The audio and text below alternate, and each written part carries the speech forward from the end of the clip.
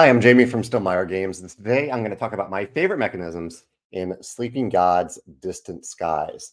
This is the sequel, a standalone sequel to the original game, Sleeping Gods, which, like this game, is an open world cooperative adventure game with a storybook, with a map book that's on the table. Really, really beautiful production here. And I have a lot of little mechanisms I want to talk about today. I'm having a hard time picking my favorite of them, which is the whole name of this video. But what I think I'm going to go with is something that is somewhat similar to what was in the original game, which is the fail forward skill test mechanism. Um, it's the whole skill test mechanism in the game, which is that when you are in the storybook, there's this big storybook. When you're in the storybook and you have an encounter, it might say something like, so here we go. I'll give a random example. You have the option of, I won't give any specific stuff, but you've encountered someone, you have the option of fighting them, and you can either do combat, which is a whole other mechanism of the game, or you can flee into the woods. And if you do flee, you have a perception 9 test. And that means if you work together with your various characters, you come up with 9 perception, then you pass the skill test.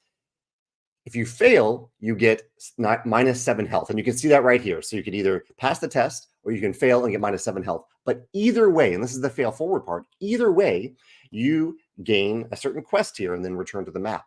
So you gain the benefit, you gain the result of your attempt at this test either way, which I love the theme of it. It's not that you're fleeing into the woods, so you are successfully fleeing into the woods. You're just doing so, and you're either running into a bunch of trees along the way and hurting yourself, or you are nimbly darting from tree to tree and getting through the woods without a scratch.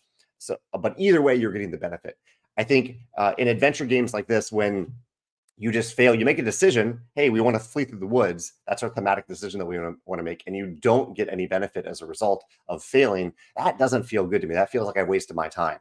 And so I love in this game, there's a fail forward mechanism. There is a cost to it. There's health that you can lose, but you are moving forward with every skill test. Now, let me jump around to a bunch of other little mechanisms real quick that I think are great. These are not actually little mechanisms. These are things that Ryan put a lot of time and effort into. One is something that we haven't encountered yet. I'll cover the numbers so I don't spoil anything. But sometimes in the book, you'll encounter these first-person scenes. So you'll look at the scene and you'll use your eyes to decide what's important to you in this scene to do. I really like that. Also in the book are bosses. So there are cards that you could put together for combat, for most combat, but there are also these bosses that you encounter. I really actually don't want to spoil anything here, but they're basically in this book. You'll encounter a giant boss that already has essentially cards put together that you are dealing with in the storybook. I really love that. I mentioned using your eyes on things like this, using your eyes. There's the whole game, the freedom of the game is huge, and it's driven largely by quests. You're getting these little quests, these little, when you talk to people, when you look through things, whatever you're doing in the game, you'll get little quests along the way. There's a ton of quests that point you in different directions, and you can decide where to go. And you can either walk there, or you can use your plane in Distant Skies. You can see the plane right here to fly to another part of the map. There's even parts of the map for sure that we haven't discovered yet, that we aren't even allowed to fly to yet until we discover them. So there is an incentive to walk around and discover those places, and you can fly back to them later. But during this journey, one of the motivations that you have for moving around and looking at things isn't just to find keywords based on the quest, but also to find specific images. And here's an example here. Here's a quest card that we have. We are looking for this exact image in the game. So we're trying to find that exact image. I'm spoiling this because there's a lot of these in the game. This won't give anything away for your experience, your story. But I love this. I love that we're actually using our eyes to scout out these different locations. And it gives us a reason to go to different pages of the book and find different things as we're looking around. I don't have the storybook here in front of me. So I love that. I love reasons in games, especially adventure games, to actually use your eyes to find things. Few other quick things. I love the tutorial in the game. This Sleeping Gods had a great tutorial. This tutorial is, I think, even better because it's so visual. It does start with the setup, so you don't have to go back and forth between the rule book and the tutorial for the setup.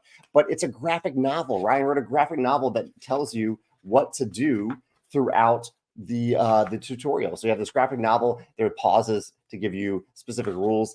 It doesn't give you all the rules of the game, but it really introduces you to some core concepts. You can just start playing the game.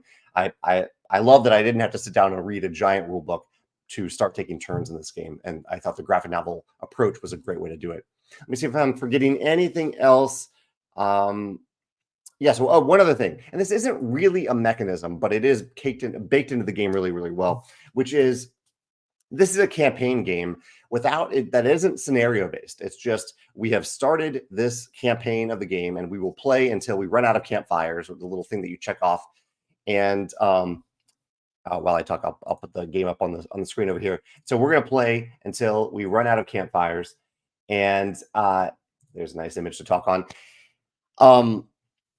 So not scenario based. We're just sitting down and playing for a while, and it's all set up on our table. It takes up a lot of space on our table, on our gaming table. And what I'm loving about it though is that because it isn't scenario based, we have a lot of flexibility as to when we can play it. And we being Megan and I, we can sit down and play if we want just 2 turns. I might take a turn, Megan takes a turn. That might be 20 minutes because the turns are fairly substantial. They're not quick, simple turns. They're fairly substantial, but we can do that. We can just have a 20-minute gaming session. And I think that's how we'll be playing it moving forward. We don't have to commit a huge amount of time to play it. But if we do want to take one more turn and then one more turn, we can do that as well. So I really like that format, that it isn't a scenario-driven campaign. It's very flexible. There's a lot of freedom, and it gives us a lot of freedom in terms of how and when and how long we play it whenever we want to play Sleeping Gods, Distant Skies. So yeah, those are my favorite mechanisms, my favorite aspects of the game so far. I'm really enjoying it, and I look forward to hearing your thoughts, non-spoiler thoughts, if you don't mind, about your favorite mechanisms in Sleeping Gods, Distant Skies, or if any of the things I talked about today remind you about another game, let me know about that in the comments as well. Thanks.